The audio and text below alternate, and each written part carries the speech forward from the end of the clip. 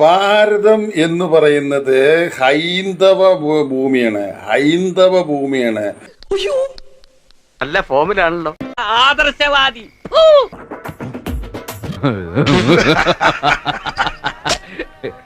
ഹൈന്ദവ ഭൂമിയിലെ കാവ്യവസ്ത്രത്തിന് പ്രാധാന്യം ഒരുപാടുണ്ട്. ആരോട് ചോദിച്ചിട്ട് ഇതിനാണോ ഇക്കണ്ട പണിയൊക്കെ എടുത്തത്? പറ. ആ കാവ്യവസ്ത്രത്തിന്റെ അർത്ഥം എന്താണ്, അതിന്റെ മഹിമ എന്താണ്, അതിന്റെ എന്താണെന്ന് നിങ്ങൾക്കറിയോ സഖാക്കളെ? ഞങ്ങൾ ഒറ്റക്കങ്ങ് ഉണ്ടാക്കിക്കോളാം.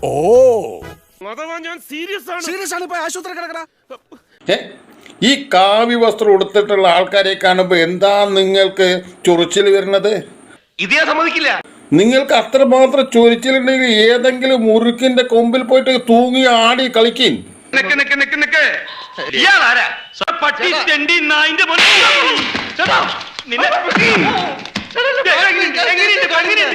നിങ്ങളുടെ ഇതൊക്കെ പോട്ടെ, അല്ലെങ്കിൽ ഏതെങ്കിലും വിത്തുകാളകളുണ്ടല്ലോ, ആ വിത്തുകാളുടെ അടുത്ത് പോയാൽ മതി നിങ്ങളുടെ ഈ ചൊറിച്ചിലൊക്കെ മാറാൻ വേണ്ടിയിട്ട്. കുറച്ച് കൂടുതലാണോ എന്നൊരു സംശയം. എന്തിനാ നിങ്ങൾ ഹിന്ദുക്കളുടെ മേലെ തിരിയാൻ നിൽക്കണത്? എത്ര കാലമായി നിങ്ങൾ ഹിന്ദുക്കളുടെ പിന്നാലെ നടക്കാൻ തുടങ്ങിയിട്ട്? ഹിന്ദുക്കളെ നശിപ്പിക്കാൻ വേണ്ടി നിങ്ങളുടെ അപ്പൂപ്പന്മാര് വിചാരിച്ചിട്ട് നടക്കാത്ത കാര്യങ്ങളാണ് ഇവിടെ നടക്കാൻ നിങ്ങൾ ഉദ്ദേശിക്കുന്നത്. നീ എന്നോടാ രാവിലെ പരസ്പരമൊന്നും ഇല്ലാത്ത ഓരോ വർത്തമാനം പറഞ്ഞോണ്ടിരുന്നേ? നീ എന്നെടാ അന്ന് വിളിച്ചു അല്ലേടാ? കാണിച്ച തെണ്ടിത്തരത്തിന് തന്നെ അതല്ല വിളിക്കേണ്ടത്. നിങ്ങളുടെ അപ്പൂപ്പന്മാര് വിചാരിച്ചിട്ട് നടക്കാത്ത കാര്യങ്ങളാണ് ഇവിടെ നടക്കാൻ നിങ്ങൾ ഉദ്ദേശിക്കുന്നത്. ഈ കേരളത്തിലെ ഹൈന്ദവ ഭൂമിയെ നിങ്ങളെ ഒരു പച്ചവൽക്കരിക്കാൻ വേണ്ടിയിട്ടാണ് നിങ്ങളുടെ ആഗ്രഹം അല്ലേ?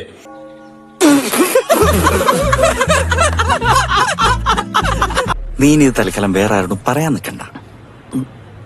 ജന്മം നടക്കില്ല. നിങ്ങളുടെയൊക്കെ ഇതൊക്കെ തോന്നലുണ്ടല്ലോ നിങ്ങൾക്ക്. നിങ്ങൾ ചിദാനന്ദപുരി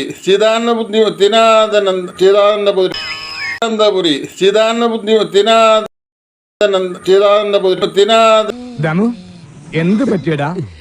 ചായ നെറുകന്തലേ കയറി ബ്ലോക്ക് ആയതാ. എടോ വായിലേ ഒരു കൗൾ വെള്ളം പിടിച്ച് നിന്നാ മതി, അപ്പൊ തീരുന്ന എന്റെ പ്രശ്നമൊക്കെ. ചിദാനന്ദപുരി എന്റെ രാമേട്ടാ, നിങ്ങൾ ഈ പ്രായത്തിൽ ഇത് എന്ത് കൽപ്പിച്ച? എവിടെ പരിപാടി അവതരിപ്പിച്ചാലും ഇതാണല്ലോ അവസ്ഥ എന്റെ. അല്ല, എന്നാ ഉദ്ദേശം? അദ്ദേഹത്തിന്റെ മഹത്വം എന്താണെന്ന് നിങ്ങൾക്ക് അറിയൂ. Okay, thank you. അദ്ദേഹത്തിന്റെ പിന്നാലെ ലക്ഷക്കണക്കിന് കോടിക്കണക്കിന് ജനങ്ങളുണ്ട്, ഭക്തരുണ്ട്. ഞാനൊരുത്തൻ ഇവിടെ തെരുവാധാരായി നടക്കുന്നതിന് നിനക്ക് ഒരു വിഷമവും ഇല്ല. നിങ്ങൾ വാരിയംകുന്നത്തിനെ പോലെയുള്ള എന്താണ് കള്ളനും തമ്മാടിയും പിടിച്ചുപറിക്കാരനും കൊള്ളക്കാരനും ഒക്കെ ആയിട്ട് നടക്കുന്ന അങ്ങേരെ പോലെയുള്ള ആൾക്കാരെയൊക്കെ തലയിൽ വെച്ച് നടന്നുകൊണ്ട് നിങ്ങൾ അവരെയൊക്കെ മഹത്വവൽക്കരിക്കാൻ വേണ്ടി നടക്കുമ്പോൾ ഇനി ഒരൊറ്റ വഴിയേ ഉള്ളൂ. ബോംബെയിൽ നിന്നും പവനായി വരുത്തുക. പവനായി? അതെ, സമർത്ഥനായ പ്രൊഫഷണൽ കില്ലർ. പോലീസിനും പട്ടാളത്തിനും ഞാനിന്നൊരു പേടി സ്വപ്നമാണ്. ഒന്ന് ആലോചിച്ചാൽ അവരെയൊക്കെ ആദ്യം നിങ്ങൾക്ക് അതെല്ലാം കഴിഞ്ഞപ്പോ ഇപ്പൊ വീണ്ടും കുറേ കാലം നിങ്ങള് അമൃതാനന്ദപുരിയിലെ അമൃതാനന്ദമയ്യെ ചെറുതായിട്ട് അമൃതാനന്ദമയ്യെ നശിപ്പിക്കാൻ വേണ്ടി നിങ്ങൾ ഒരുപാട് നടത്തില്ലേ? എന്തുണ്ടായി അവസാനം? ഒന്ന് സ്റ്റേഷൻ വരെ വരാൻ എസ് സാർ പറഞ്ഞു.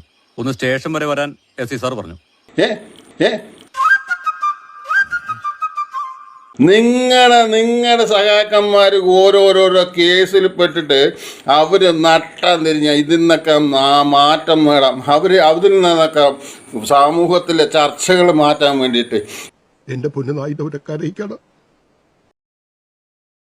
ഇപ്പോ വാര്യംകുന്നത്തിനേക്കാൾ നിങ്ങളെ ഒന്നിച്ചു നടന്നപ്പോൾ നിങ്ങൾക്ക് മനസ്സിലാക്കാൻ തുടങ്ങി തിരിച്ചടിക്കാൻ തുടങ്ങിയത്. കാരണം വാര്യംകുന്നത്തിന്റെ അന്ന് അനുഭവിച്ച ആൾക്കാർ ഓരോരുത്തരായിട്ട് രംഗത്ത് വരാൻ തുടങ്ങി. എനിക്ക് മടുത്തടാ, ഞാൻ എന്റെ ജീവൻ കൊടുക്കാൻ പോകും. അതിൽ എനിക്ക് വലിയ പരാതി ഒന്നുമില്ല.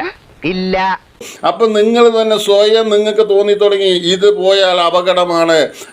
അതിൽ നിന്ന് നിങ്ങൾക്ക് രക്ഷപ്പെടാൻ വേണ്ടിയിട്ടുള്ള ഒരു മാർഗമാണ് ഇപ്പോ ചിദാനന്ദപുരി സ്വാമിജിയുടെ പേരിൽ ആ സെന്റിമെന്റ്സ് നമ്മൾ മുതലെടുക്കണം. അതാണ് പറ്റി.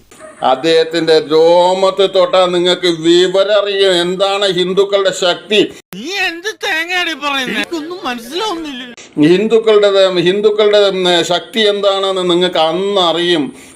I'll meet you only after my successful operation. ഒന്ന് തൊട്ട് നോക്കി. നിങ്ങൾക്ക് കാവി കാണുമ്പോ നിങ്ങൾക്ക് ചോറിച്ചലല്ലേ? ഇതാ കാവി കാണണടാ, കാവി ഇത് കാവി എന്നടാ. അല്ല, കഴിഞ്ഞ ആഴ്ച നമ്മുടെ റേഷൻ കടയിൽ വെച്ച് ഇതുപോലെ തന്നെ ഒരു വെല്ലുവിളി നടത്തിയായിരുന്നു. ഒന്നല്ല 2 പ്രാവശ്യം. ചൊറിയുണ്ടെങ്കിൽ വാടാങ്കട്. ആർക്കണ്ട ചൊറിയേണ്ടത്? ആർക്കണ്ട അവിടെ ചൊറിയ? കാവി കാണുമ്പോൾ ചൊറിയുന്നത് വെറുതെ നാട്ടുകാരുടെ മുമ്പ് നാണം കെടാൻ. ചൊറിയാന്നുള്ളത് കാവി കാണുമ്പോ ചൊറിയണു സഖാക്കന്മാരൊക്കെ. 2 സ്ഥലമുണ്ട്. എവിടെ? ഊളംപാറയും കുതിരവട്ടവും.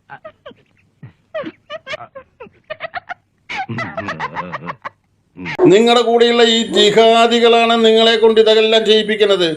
ആ ഒരു ഉളത്തരുണ്ടല്ലോ, ദോഷം പറയരുതല്ലോ, അത് നിനക്ക് ഇത്തിരി കൂടുതലാ കേട്ടോ.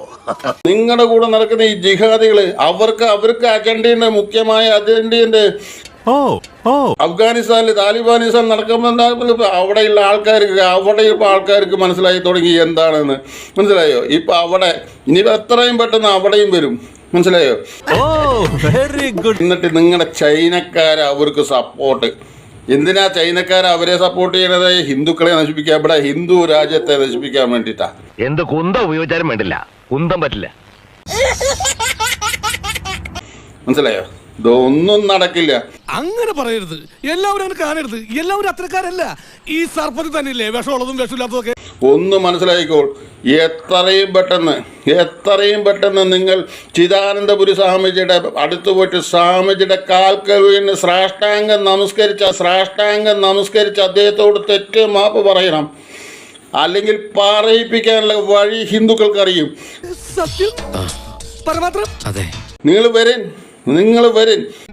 ഇതിലൊക്കെ ഭേദം നീ വാ തുറക്കാതിരിക്കുന്നതാ. എന്റെ ഭഗവാനെ കാത്തുരക്ഷിക്കണേ. നിങ്ങൾ ജിഹാദികളുടെ 4 വോട്ടുണ്ടെന്ന് കരുതിയിട്ട് നിങ്ങൾ ഈ കുന്തൊന്നും വേണ്ട.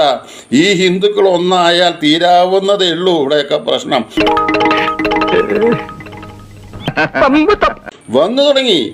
വന്നു തുടങ്ങി ഹിന്ദുക്കളെല്ലാം ഇപ്പൊ കാര്യങ്ങൾക്കൊക്കെ ബോധം വന്നു തുടങ്ങി. കുറേശ്ശെ ഒക്കെ തിരിച്ചു തുടങ്ങി. അപ്പൊ മൂലം തിരുന്നാൾ വലിയ ക്യാമറാണല്ലേ എന്ന് ഞാൻ തന്നെ എങ്ങനെ പറയാ? പാച്ചേട്ടാ, അവമാനിക്കരുത്. ഞാൻ നല്ലൊരു കുടുംബത്തിൽ പറഞ്ഞവനാണ്. നീ നല്ല കുടുംബത്തിൽ പറഞ്ഞു, ഞാൻ പിന്നെ മറ്റേ കുടുംബത്തിൽ പറഞ്ഞാണല്ലോ. നിങ്ങൾ അനുഭവിക്കാൻ പോണല്ലോ. നിങ്ങൾ ഇതിനൊക്കെ നിങ്ങളുടെ ഈ നേതാക്കന്മാരും ഇവരൊക്കെ അനുഭവിക്കും. ഈ കാവ്യ വസ്ത്രത്തിന്റെ മഹത്വം എന്താണ്? ഈ കാവ്യ വസ്ത്രം കൊടുത്തിട്ട് ഒരു ശാപം മതി.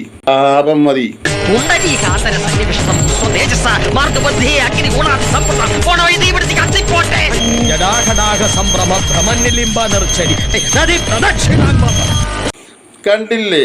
ഇതൊക്കെ എന്താണെന്നാ വിചാരം നിങ്ങളുടെയൊക്കെ?